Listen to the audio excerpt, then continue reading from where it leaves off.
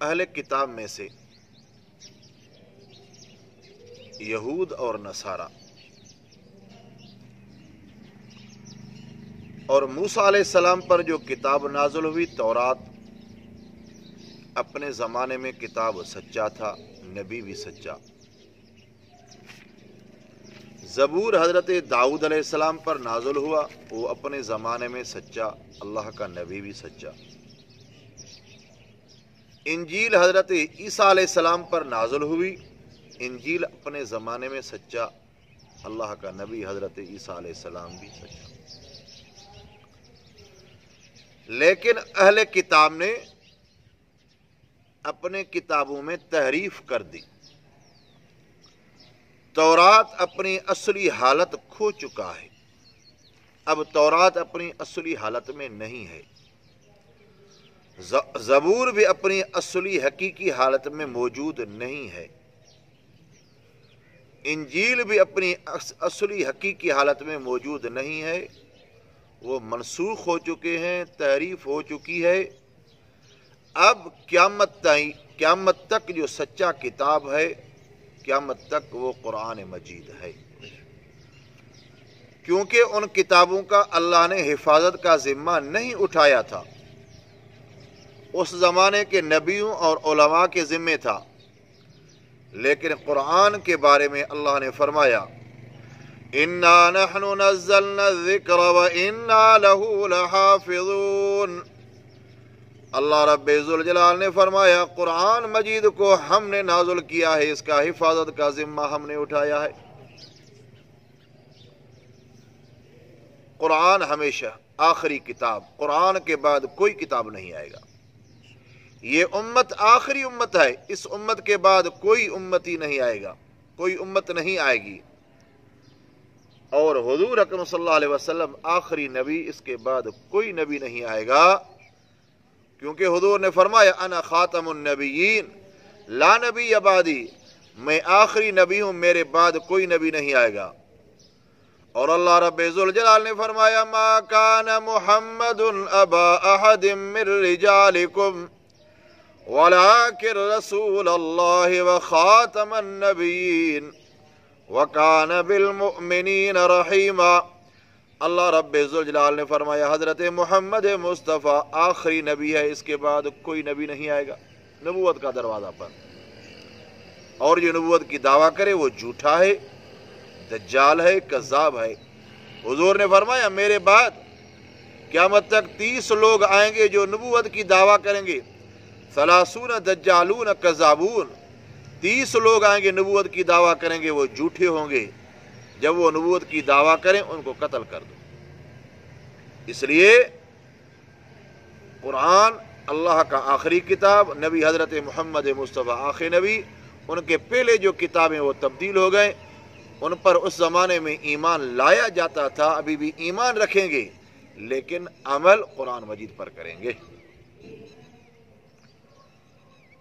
اللہ نے فرمایا بسم اللہ الرحمن الرحیم وَلَا تُجَادِلُوا أَهْلَ الْكِتَابِ، نہ جھگڑا کرو اہل کتاب سے، الا باللتی، مگر اس طرح کی جو بہتر ہو، الا الذین ظلموا، مگر وہ لوگ جو ظلم کیا انہوں نے، وقولوا، او کہو آمنا، ایمان لایا ہم، بالذی، اس پر جو نازل کیا گیا ہمارے طرف، وانزل الیکم، اور نازل کیا گیا تمہارے طرف۔ ان پر ساروں کتابوں پر ایمان لانا ہے، لیکن عمل قرآن مجید پر کرنا ہے۔ وَإِلَٰهُنَا وَإِلَٰهُكُمْ وَاحِدٌ، ہمارا معبود اور تمہارا معبود ایک ہی ہے، وَنَحْنُ لَهُ عَابِدُونَ، اور سارے ہم ان کے لیے حکم پر چلنے والے ہیں، کیونکہ اکیلا اللہ وحدہ لا شریک لہ ہے۔ یہود اور نصارہ اللہ کو مانتے ہیں، لیکن کوئی مشرک بن گیا، کوئی آخری نبی پر ایمان نہیں لائے۔ آپ کو معلوم ہے یہودیوں کے جو قبیلے تھے، بنو نذیر، بنو قینقاع اور بنو قریظہ، یہودیوں کے 3 مشہور قبیلے تھے۔ بنو نذیر اور بنو قینقاع خیبر میں رہتے تھے، بنو قریظہ مدینہ میں رہتے تھے، لیکن یہ آپس میں ان کے رشتہ داریاں تھیں، مائٹ تھے، یہ پہلے اس لیے آئے تھے ہم مدینے میں ٹھہریں گے، آخری نبی حضرت محمد مصطفیٰ پیدا ہوگا، ہم ان پر ایمان لائیں گے۔ جب ان کے آباء و اجداد دنیا چھوڑ گئے، جو علاقہ چھوڑ کر مدینے میں تشریف لے آئے تھے، جب کافی زمانے کے بعد حضور مکہ شریف سے تشریف لے گئے مدینہ شریف، لیکن یہی لوگ بنو قریظہ والے اور بنو نذیر والے اور بنو قینقاع والے، انہوں نے پیغمبر پر ایمان نہیں لائے، لیکن تھوڑے لوگ مسلمان ہوئے، جن میں حضرت عبداللہ بن سلام تورات کا بڑا عالم تھا، یا کچھ اور لوگ وہ ایمان لائے، لیکن اکثر یہودی ایمان نہیں لائے۔ اور اللہ تعالیٰ نے فرمایا محمد مصطفیٰ آپ تو پہلے لکھنا ہی نہیں جانتے تھے اور کسی کو لکھنا پڑھانا نہیں جانتے تھے، اگر لکھنا پڑھنا آپ جانتے تو یہ آپ پر الزام لگاتے۔ اللہ نے امام الانبیاء کو اتنا علم دیا جو دنیا کے اندر اللہ کے بعد اگر علم ہے تو حضور اکرم صلی اللہ علیہ وسلم کی ذات کو ہے، لیکن علم غیب، عالم الغیب جو ذات ہے وہ اللہ کی ذات ہے۔ اللہ تعالیٰ خود حضور اکرم صلی اللہ علیہ وسلم کے استاد ہیں، دنیا کے اندر کوئی بھی انسان یا فرشتہ پیغمبر کا استاد نہیں ہے۔ اس کی خاص وجہ یہ ہے، اگر پیغمبر کسی کے پاس لکھتے، کسی کے پاس پڑھتے، وہ ان کا استاد ہوتا۔ دنیا کا دستور ہے استاد کی عظمت، استاد کی شان، استاد کا مقام شاگرد سے کہیں زیادہ ہے، اس لیے حضور کسی کے پاس نہیں پڑھے۔ اگر حضور کسی کے پاس پڑھتے تو ان کا شان پیغمبر سے زیادہ ہوتا، اس لیے اللہ خود پیغمبر کے استاد ہیں اور جبرائیل علیہ السلام خود قاصد ہے۔ وَكَذَلِكَ أَنزَلْنَا إِلَيْكَ الْكِتَابَ، اسی طرح نازل کیا ہم نے تم پر کتاب۔ فَالَّذِينَ آتَيْنَاهُمْ، پھر وہ لوگ جو دیا ہم نے ان کو کتاب، ایمان لاتے ہیں ان پر۔ وَمِنْ هَؤُلَاءِ، اور کچھ لوگ وہ ہیں جو ایمان نہیں لاتے۔ وَمَا يَجْحَدُ بِآيَاتِنَا، نہیں انکار کرتے ہمارے آیتوں پر مگر کفار۔ وَمَا كُنْتَ تَتْلُو مِنْ قَبْلِهِ، نہیں تھے تم جو تلاوت کرو اس سے پہلے کسی بھی کتاب کو آپ نے نہیں پڑھا۔ وَلَا تَخُطُّهُ، اور نہیں لکھا تھا اس کو اپنے دائیں ہاتھ سے۔ اذن، اس وقت لرتاب المبتلون، البتہ شک کرتے باطل اور کفار، پیغمبر پڑھے لکھے ہوئے ہیں، کوئی ان کا استاد ہے؟ بل وہ آیات، بلکہ یہ آیات ہیں صاف ظاہر، فی صدور الذین، ان لوگوں کے سینے میں جن کو دیا گیا کتاب۔ وما یجحد بآیاتنا، نہیں انکار کرتے ہمارے آیات کو مگر ظالم۔ وقالو، اور کہنے لگے لولا انزل علیہ آیت من ربی، کیوں نہیں نازل کیے گئی ان پر کوئی آیات اپنے رب کی طرف سے۔ قل، پیغمبر آپ کہہ دیجئے انما الآیات، صرف نشانیاں اللہ کے پاس ہیں۔ وانما انا نذیر مبین، صرف میں ڈرانے والا ہوں صاف بدرا۔ پیغمبر کی صفات بشیر بھی ہے، بشیر منا خوشخبری دینے والا، جنت کی خوشخبری دینے والا۔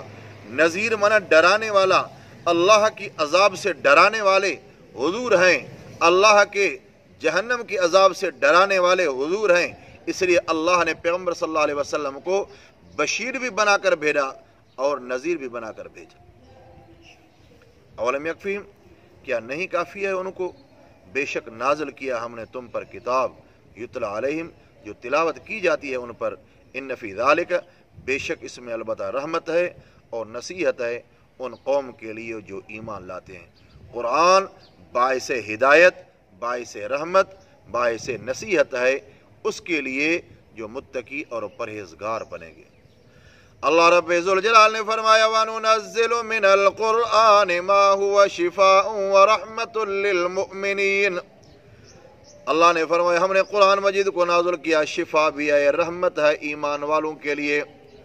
دوسری جگہ میں فرمایا الف لام میم ذالک الکتاب لا ریب فیہ ھدی للمتقین، اللہ رب الجلال نے فرمایا قرآن مجید وہ شان والی کتاب ہے جس میں کوئی شک نہیں ہے، پرہیزگار لوگوں کے لیے ہدایت ہے، رحمت بھی اللہ کا قرآن، برکت بھی اللہ کا قرآن۔ اگر یہ لوگ یہود اور نصارہ قرآن مجید پر عمل کریں، ایمان لائیں، حضور نے فرمایا ان کو دگنا ثواب ہوگا، ایک تورات پر ایمان لانے پر اور قرآن پر ہی ایمان لانے پر۔ جو پیغمبر کے زمانے میں یہود اور نصارہ تھے، جو اپنے دین کو چھوڑ کر، دین موسوی کو چھوڑ کر، دین عیسوی کو چھوڑ کر دین محمدی میں جب شامل ہوئے، حضور نے فرمایا آپ کو دگنا ثواب، پہلے تورات پر ایمان لانے پر، اب آپ ایمان لائے ہیں قرآن مجید پر۔ پہلے آپ کا ایمان تھا موسیٰ علیہ السلام، عیسیٰ علیہ السلام پر، ان پر چل رہے تھے، اب ایمان لائے حضرت محمد مصطفیٰ پر، قرآن پر، آپ کو دونوں ثواب۔ اس لیے حضور اکرم صلی اللہ علیہ وسلم نے فرمایا جو کوئی غلام ہو، اپنے مولا کا بھی فرما بردار اور اللہ کا بھی فرما بردار، ان کو دگنا ثواب ہوگا۔ اپنے مولا کی بھی خدمت کر رہا ہے، اللہ ذات کا حکم بھی فرما برداری مان رہا ہے، ان کو دگنا ثواب۔ اس لیے حضور نے فرمایا جو نازلہ قرآن مجید کی تلاوت کر رہا ہے اس کو بھی دگنا ثواب، ایک تلاوت کرنے کا ثواب، دوسرا زیارت کرنے کا ثواب۔ اللہ تعالیٰ سے دعا ہے اللہ تعالیٰ آپ اور ہمیں قرآن مجید پر عمل کرنے کی توفیق عطا فرمائے۔ وآخر دعوانا